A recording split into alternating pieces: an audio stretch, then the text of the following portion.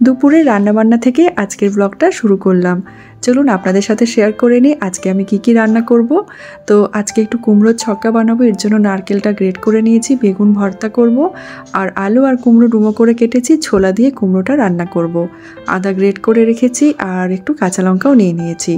তো একসাথে তিনটে রান্নাই করব, এর জন্য আমি একদম তিনটে গ্যাসই অন করে দিচ্ছি। তো কুকারে করব শ্যামা চালের ভাত, আর এই ফ্রাইং প্যানটার মধ্যে টমেটো আর বেগুনের ভর্তাটা করব, আর কড়াইয়ের মধ্যে করে নেব কুমড়োর ছক্কা।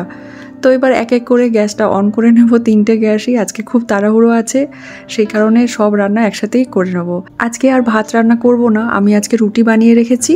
তো শ্যামা চালের ভাতটা আমি খাবো, আর দিশা আর ওর বাবার জন্য রুটি করে রেখেছি। তো দিশা যদিও শ্যামা চালের ভাতটা খেতে খুব ভালোবাসে, ও রুটি বা ভাত যাই খাক না কেন আমার থেকে কিন্তু একটু শ্যামা চালের ভাতও নেবেই। যাই হোক, কুকারের মধ্যে দিয়ে দিলাম 1 চামচ মতো ঘি, আর এবার দিয়ে দিলাম এলাচ, তেজপাতা আর গোটা জিরে। তারপর শ্যামা চালটা দিয়ে দিলাম, নুন দিলাম আর দিলাম গুড়ের পাউডার। ভালো করে নাড়াচাড়া করে পরিমাণ মতো জল দিয়ে আর ঢাকনাটা বন্ধ করে একটা সিটি দিয়ে নিলেই হয়ে যাবে ভাতটা। এবার ফ্রাইং প্যানে সর্ষের তেল দিয়েছিলাম, তেলের মধ্যে দিয়ে দিলাম বেগুন, টমেটো, নুন আর হলুদ।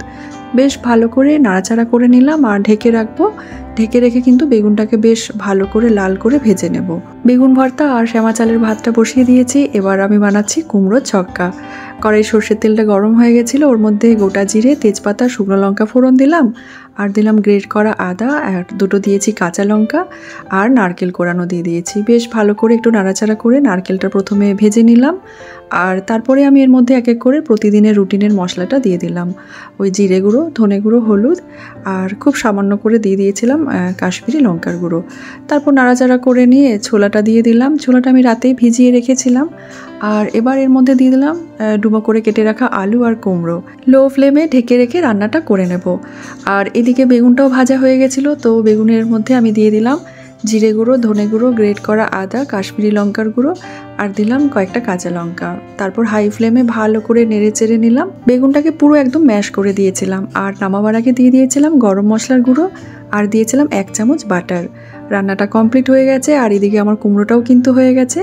একটু সামান্য দিয়েছিলাম গরম জল, আর ভালো করে নাড়াচাড়া করে নামাবার আগে ওই 1 চামচ মতো ঘি দিয়ে নামিয়ে ফেলেছি। তো দুপুরে রান্নাবান্না সব কিছু কমপ্লিট হয়ে গেছে, আর এবার খাবারটাকে সার্ভ করে নেব। তো আজকে বললাম যে একটু রুটিও বানিয়েছি, আজ আর ভাত খেতে চাইনি, তো সেই কারণে আজকে কয়েকটা রুটি বানিয়ে নিয়েছি। আর বেগুন ভর্তার সাথে কিন্তু রুটিটাই বেশি খেতে ভালো লাগে। আর আমি তো আমার জন্য বানিয়েছি শ্যামা চাল, তো শ্যামা চালের ভাতটাই এখন বেশ অনেকদিন ধরেই খাচ্ছি, ভালোই লাগছে খেতে, আর সেরকম কিছু কিন্তু অসুবিধে হচ্ছে না।